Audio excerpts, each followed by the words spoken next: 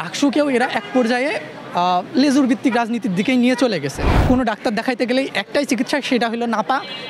এটা নিয়ে কেউ কাজ করতে চায় না। শুধুমাত্র রাজনৈতিক উদ্দেশ্য হাসিল না করে স্টুডেন্টদের জন্য, সাধারণ স্টুডেন্টদের জন্য কাজ করা উচিত আমার মনে হয়। তো ডাকসুর ব্যাকগ্রাউন্ড যদি আমরা বলি, 5 আগস্টের পরে ক্যাম্পাসে সবার একটাই কথা ছিল যে ক্যাম্পাসে কোনো রাজনীতি চলবে না। প্রথমত ক্যাম্পাসে কোনো রাজনীতি চলবে না। এরপরে হইল যখনই বাকশাস গঠিত হইল, তখন কথা হইল যে ক্যাম্পাসে কোনো লেজুর ভিত্তিক রাজনীতি চলবে না। অর্থাৎ ছাত্রদলের ফাদার সংগঠন আছে, বিএনপি, এদিকে বলা চলে যে শিবিরের ফাদার সংগঠন আছে, সেটা হচ্ছে জামাতে ইসলাম। কিন্তু বাকশাসের তখন পর্যন্ত এনসিপি তৈরি হয় নাই। তো এই সময় বাকশাস বলা শুরু করলো, আমরা কোনো হল রাজনীতি চাই না, আমরা কোনো হল রাজনীতি চাই না, ক্যাম্পাসে শুধুমাত্র একটাই রাজনীতি চলবে, সেটা হচ্ছে ডাকসু। এই সময় এইভাবে বলা শুরু করলো। কিন্তু মূলত ডাকসুকেও এরা এক পর্যায়ে লেজুর ভিত্তিক রাজনীতির দিকেই নিয়ে চলে গেছে।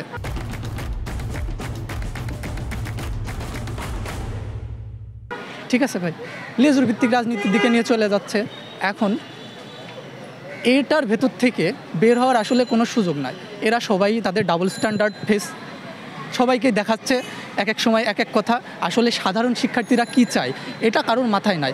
অনেকেই এখন প্রকাশ করতেছে, দেখা হইলে সালাম দিতেছে, হাই হ্যালো করতেছে, শুধুমাত্র তাদের ভোট পাওয়ার আশায় এবং ব্যক্তি স্বার্থ উন্নয়নের আশায়, তাছাড়া অন্য কোনো কিছুই না আমি মনে করি ব্যক্তিগত। তো ক্যাম্পাসে সাধারণ শিক্ষার্থী কী চায়? এই যে ঢাকা বিশ্ববিদ্যালয় মেডিকেল, ঢাকা বিশ্ববিদ্যালয়ে যে মেডিকেলটা আছে, এর যেই জঘন্য অবস্থা তা বলার বাইরে। এইখানে মনে করেন চোখের সমস্যা, নাকের সমস্যা, কানের সমস্যা, পরীক্ষার কোনো যন্ত্রপাতি নাই। এবার কোনো ডাক্তার দেখাইতে গেলেই একটাই চিকিৎসা, সেটা হলো নাপা। এটা নিয়ে কেউ কাজ করতে চায় না। হলগুলোতে এখনও আবাসন সংকট আছে, এইগুলা নিয়ে কাজ করার ইচ্ছা মানুষের কম। এখন সবাই শুধুমাত্র দেখানো কাজগুলা নিয়েই পড়ে আছে। আমার হল শহীদ সার্জেন্ট জহুরুল হক হল, আমি হলে দেখছি, হলে অনেক অবকাঠামোগত উন্নয়ন হচ্ছে, কিন্তু বেসিক নিড যেটা মানুষের খাদ্য আর আবাসন, এই দুটো এখন পর্যন্ত ঢাকা বিশ্ববিদ্যালয়ে দেখা যায় না যে প্রপারলি মেনটেন করা হয়েছে। সব থেকে বাজে অবস্থা খাবারের। ক্যাম্পাসের এমন কোনো জায়গা নেই যেখানে হচ্ছে খাবারের একটু মানে ভালো খাবার পাওয়া যায়, এরকম কোনো জায়গা নেই। তো আমার মনে হয় যারাই নির্বাচন করছে স্টুডেন্টদের জন্য কিছু করুক, এই চিন্তাভাবনা নিয়ে যেন নির্বাচন করার সিদ্ধান্ত নেয় তারা।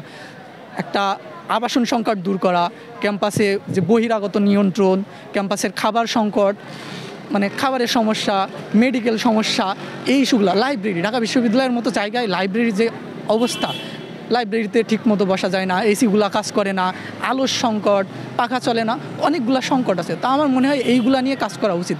শুধুমাত্র রাজনৈতিক উদ্দেশ্য হাসিল না করে স্টুডেন্টদের জন্য, সাধারণ স্টুডেন্টদের জন্য কাজ করা উচিত আমার মনে হয়। এখন ছাত্র রাজনীতি বন্ধ হয়েছে, আপনি কি এটা শিওর? ছাত্র রাজনীতি তো বন্ধ হয় নাই। এখানে ছাত্র দল কমিটি দিয়েছে, প্রত্যেকটা হলে শিবিরের কমিটি আছে, হল কমিটি না, শিবিরের ব্লক কমিটি পর্যন্ত আছে। এর বাইরে আর কি, বাকশাসেরও এদের নিজস্ব একটা গ্রুপ আছে, এবং হলে এরা সেকেন্ড প্রভোস্ট হিসেবে কাজ করে বেশিরভাগই। প্রত্যেকটা হলগুলোতেই মানে প্রভোস্ট স্যার তো আছেই, প্রভোস্ট স্যারের দায়িত্ব এরা নিজে গিয়ে পালন করতেছে। এদেরকে তো কেউ দায়িত্ব দেয় নাই, তাহলে কেন এরা যেচে পড়ে? এরা তো হলে কোনো নির্বাচিত নেতাও না, তাহলে কেন নিজে যেচে গিয়ে কাজ করবে? আমিও স্টুডেন্ট, সেও আলাদা একজন সাধারণ স্টুডেন্ট আমার মতো, তাহলে কেন সে প্রভোস্ট স্যারের দায়িত্ব পালন করবে? তার মানে বোঝাই যাচ্ছে হলে এখনও রাজনীতি চলছে। আর ক্যাম্পাসে আসলে ক্যাম্পাস রাজনীতি বলেন, হল রাজনীতি বলেন, ঢাকা বিশ্ববিদ্যালয়ের মতো জায়গায় এই রাজনীতি বন্ধ করা খুবই টাফ। প্রশাসনিকভাবে বন্ধ করছে, কিন্তু প্রশাসন তো আসলে কোনো ব্যাপারে হস্তক্ষেপ করে না। কত কথাই তো বলছে। এই যে কিছুদিন আগে টিএসসিতে শিবিরের একটা প্রদর্শনী হলো 3, 4, 5 তারিখে। এখানে 3 তারিখেই প্রশাসন বলছিল কিন্তু যে শিবিরের কোনো প্রদর্শনী চলবে না, কিন্তু শিবির 4 তারিখেও প্রদর্শনী চালাইছে, 5 তারিখেও প্রদর্শনী চালাইছে। তাহলে আপনি কিভাবে বলবেন যে প্রশাসন আসলে কন্ট্রোল করতে পারছে?